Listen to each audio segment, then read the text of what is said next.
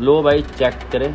अगर आपके पास आईफोन है और उसका गिलास टूट गया तो भाई बिल्कुल ना घबराएं भाई, इसका गिलास चेंज हो जाता है बहुत सस्ते रेट में।